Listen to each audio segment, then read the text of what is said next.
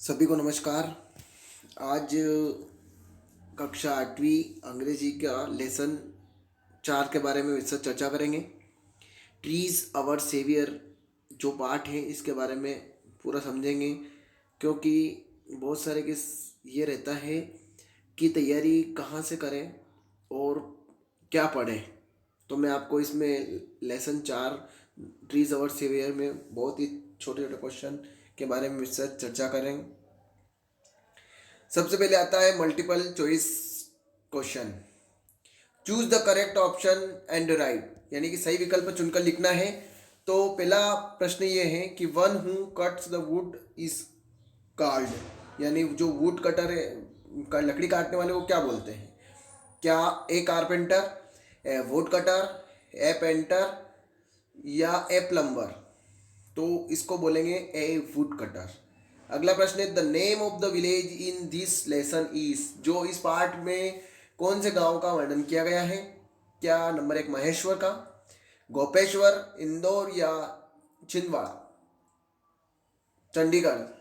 तो इसमें है गोपेश्वर का। The forest supplies fodder fuel fruit C all of the above, तो ये इसमें हो जाएगा ऑल ऑफ द अबव।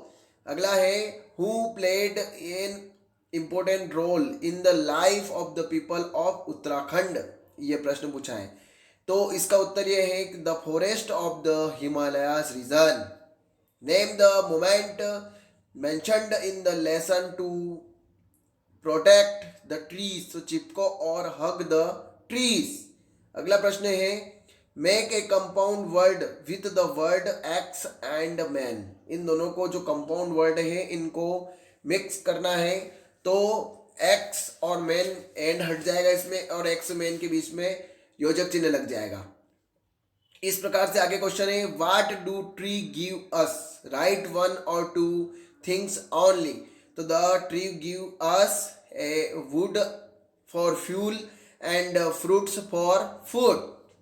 अगला प्रश्न है answer the following question in 1 और 2 सेंटेंस में बताना है कि निम्नलिखित प्रश्नों के उत्तर 1 या 2 वाक्य में दीजिए। When the axeman refused to go back, what did the villagers do to save the trees?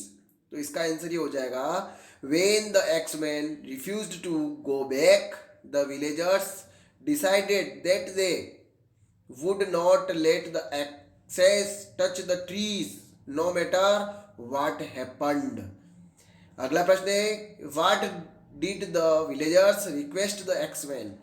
तो the villagers request the axeman, ये क्वेश्चन में सही है। तो यहाँ से देखना है आपको कि to go back but they refused to return. Name the organization organized by the villagers to regenerate the degraded forest, तो Dasholi Gram Swaraj Mandal. Write the message slogans raised by the people in Chipko movement, तो in Chipko movement the message it is that let us save our precious trees and let us hug them so that no one can reach them. अगला प्रश्न ये पूछा है कि write a short note of Chipko movement. तो the Chipko movement was started by the villagers of Gopeshwar in Chamoli district of Uttarakhand in 1973, यानी 1973। They had decided that they would not let the axes touch the trees no matter what happened. They began the movement called Chipko or Hug the Trees. It was a non-violent movement of the Mauritian people to save their trees by hanging them.